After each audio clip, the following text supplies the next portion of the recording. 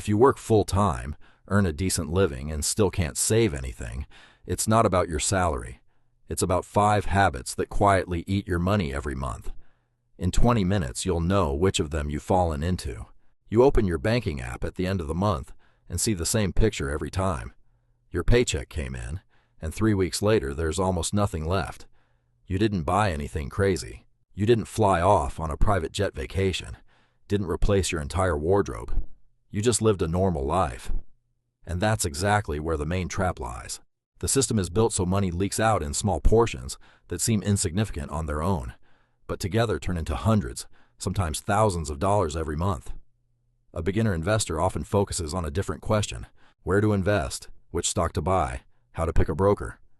These are important questions, but they're pointless if a hole opens up in your budget every month that you have nothing to fill it with. You can't invest what you don't have. And before talking about growing your capital, you need to stop the leak. Today we'll break down 5 money traps working against you right now, even if you're not thinking about it. Credit, which seems like a solution but actually becomes a debt pit. Subscriptions that quietly get charged month after month. Expensive cars that turn status into a loss of money. By the end of this video, you'll have a clear map of exactly where your money is leaking and concrete steps to close each of these holes. Let's start with the first and most obvious trap, the one almost everyone enters a person's life as a convenience. Plastic that sits in your wallet and solves any problem in a second. Ran out of money for food a week before payday. The card will bail you out. The bank earns money from you paying the minimum payment. That phrase sounds harmless, almost caring, as if the bank is giving you a break. In reality, the minimum payment is a mathematical trap, designed so the debt melts away over years. You put in a small amount. It feels like progress is being made, but interest keeps accruing on the remaining balance, and in some cases you end up paying the bank more than you originally spent on the purchase itself. Take a typical situation. A person spends on their credit card for everyday needs, groceries, gas, random purchases. The debt amount grows gradually and imperceptibly, as individual holdings appear insignificant. As time passes, debt becomes a constant companion in life. Psychology works against the individual here. The brain perceives a credit card not as real money, but as an abstract limit, a game of numbers on a screen. Behavioral economics research has long shown that people spend significantly more when paying by card than when paying with cash, because the transfer of monetary value creates a sense of loss, whereas pressing a button on a terminal virtually eliminates that feeling. Auto loans and consumer loans operate on a similar basis, except the amounts are larger and the rates are often just as aggressive. A person sees the monthly payment and mentally breaks it down by the day, arriving at a phrase that sounds like a justification. It's only a couple of dollars a day. It is precisely this phrase that destroys financial discipline the fastest, because the brain stops perceiving the actual cost of a purchase and begins thinking in terms of micropayments, losing sight of the total amount of the overpayment. What should a beginner investor do who wants to escape this trap? First, pay off the loan with the highest interest rate first, not the one that feels psychologically easier. Second, stop treating the minimum payment as the norm and always pay more if the budget allows. Third, before making any purchase on credit, ask yourself one honest question. I would buy this if I had to pay the full amount in cash up front. If the answer is no, the purchase is usually unnecessary. What is needed is merely the illusion of affordability created by credit.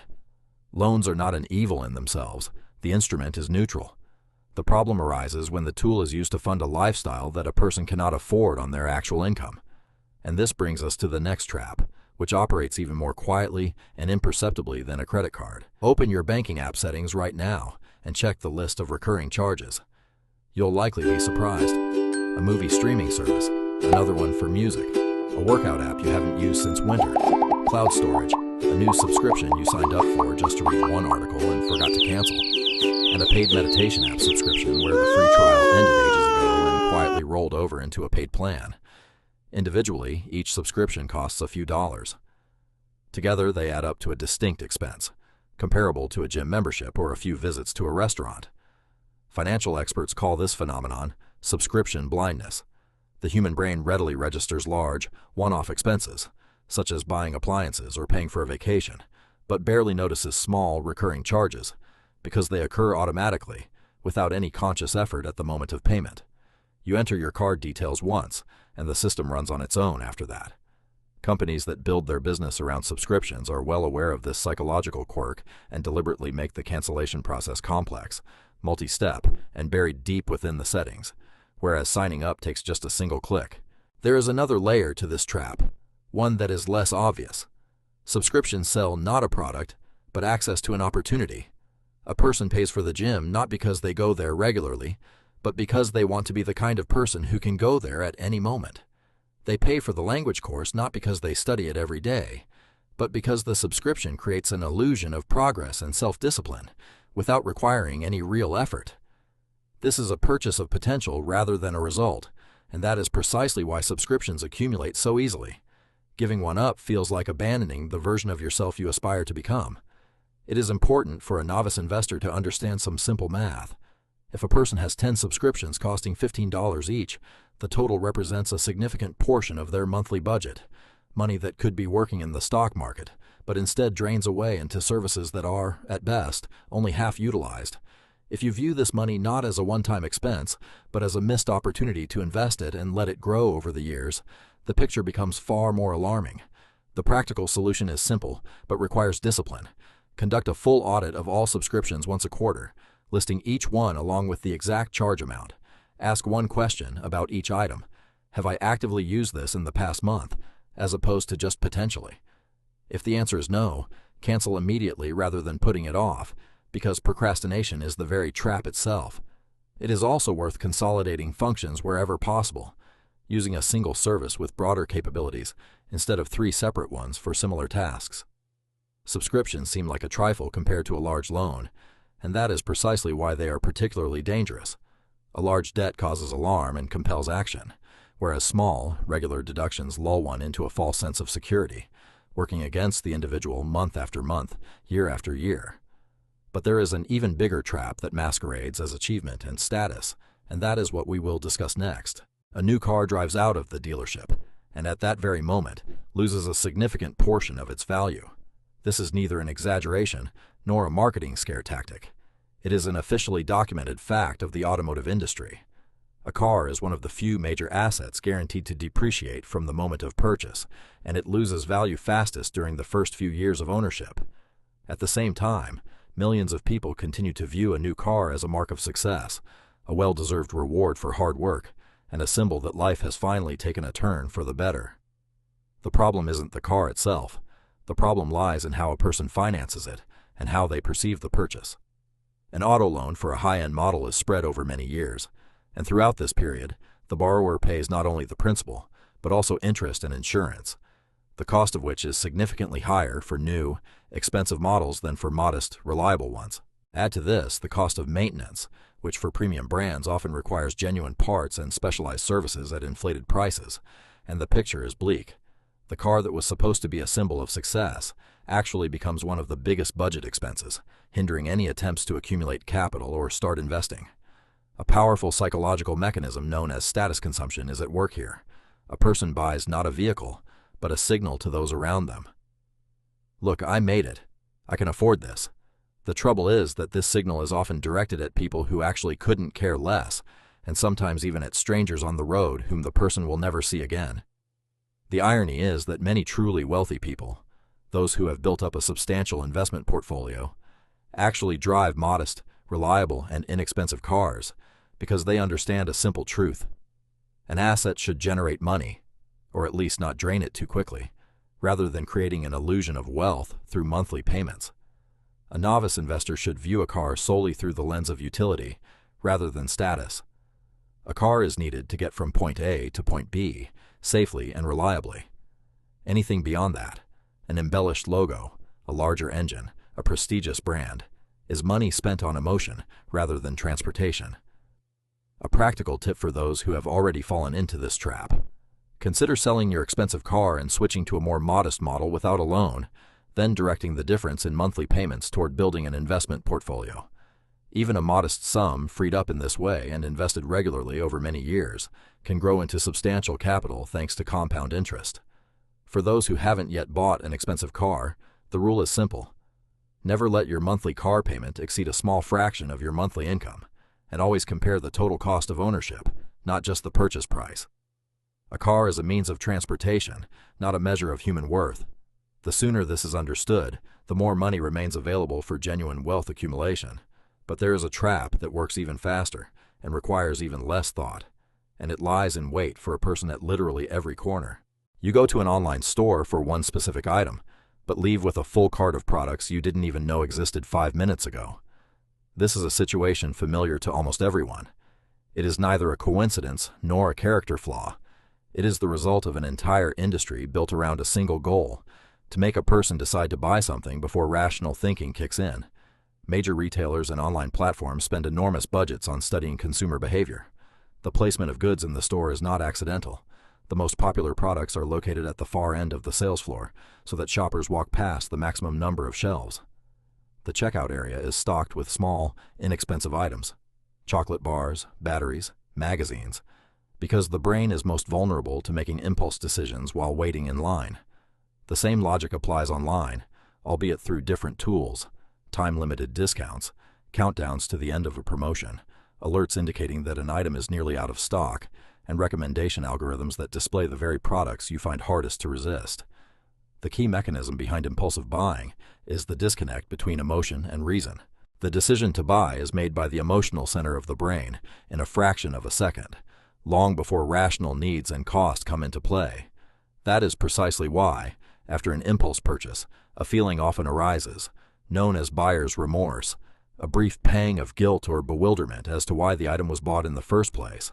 The problem is that this feeling comes too late. The money has already been spent, and returning the item is often more difficult than buying it. Social media amplifies this problem manifold. Advertising is integrated into the feed so seamlessly that the line between entertainment content and sales becomes completely blurred. A person sees a short video, becomes emotionally engaged, and the very next second sees a buy button right below it. The entire journey from emotion to expenditure is compressed into just a few taps on the screen, without a single pause where rational reflection might kick in. The difference between want and need lies at the heart of resolving this dilemma. A necessity is something without which daily life cannot physically function normally: food, housing, basic clothing, and transportation to work. Desire is everything else, and there is nothing wrong with it, provided it is conscious and planned. The problem lies not in the desire itself, but in the speed of the transition from desire to purchase, without a single second for reflection. A practical tool for combating impulsive purchases is known as the pause rule. Before making any unplanned purchase exceeding a certain amount, one that fits comfortably within a specific budget, a person pauses for at least 24 hours. If, after 24 hours, the desire to buy the item remains just as strong, the purchase is made consciously.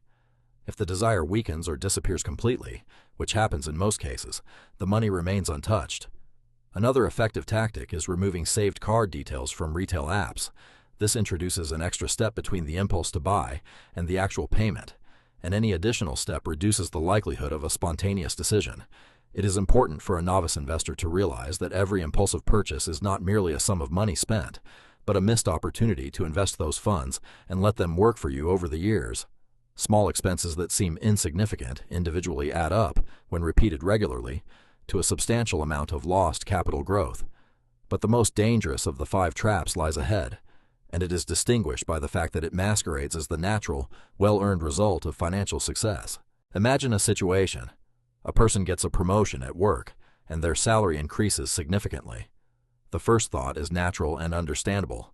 Now you can afford a little more: a bigger apartment, a newer car, more frequent dinners out, a more expensive vacation.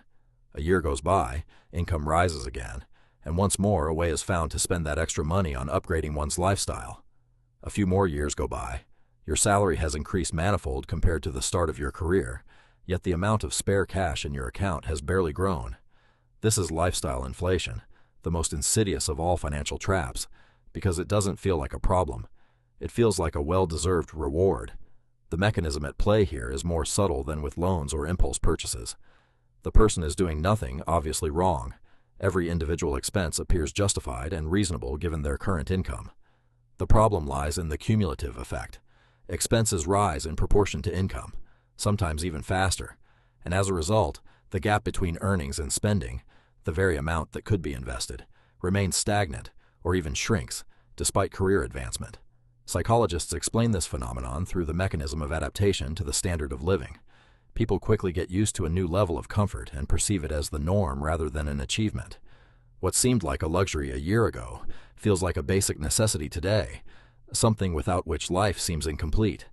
This process unfolds imperceptibly, step by step, and that is precisely why it is so difficult to stop, because at each individual step, the decision appears logical and well-deserved. This trap is particularly dangerous for people with advancing careers, including those who begin to take an interest in investing precisely because their income finally allows them to save. The irony is that rising income often coincides with rising expenses, so the amount available for investment remains just as modest as it was at the start of one's career, despite the objectively higher salary. A person misses out on the most valuable resource in investing: time, during which larger sums could have been working and growing thanks to compound interest. Overcoming this trap requires conscious, almost mechanical discipline, because natural impulses will always push toward increased spending. One effective approach is known as the fixed percentage rule. Whenever income rises, a predetermined percentage of the increase is automatically allocated to investments or savings before the individual has time to get used to having that money available to spend. You can spend the remainder of the raise on improving your quality of life without feeling guilty, provided the decision is made in advance and automatically, rather than at the moment the money is already in your account and tempting you. A second effective tool is a regular budget review focused on a specific question. Does every expense actually improve quality of life in proportion to its cost, or is it just spending out of inertia, simply because that's what those around you do? Many major expenses, such as renting more spacious housing, buying a more expensive car, or frequently dining out, add comfort, but they do not increase happiness in proportion to their rising cost. Lifestyle inflation is dangerous because it lacks an obvious crisis point, such as an overdue loan or a forgotten subscription. It works slowly, over the course of years, and the ultimate effect becomes apparent only when a person looks back and realizes how many opportunities for capital growth were missed. That is precisely why, of all 5 traps, this one requires the greatest awareness and discipline to overcome. The 5 traps discussed today share a common trait. None of them looks like a catastrophe in the moment.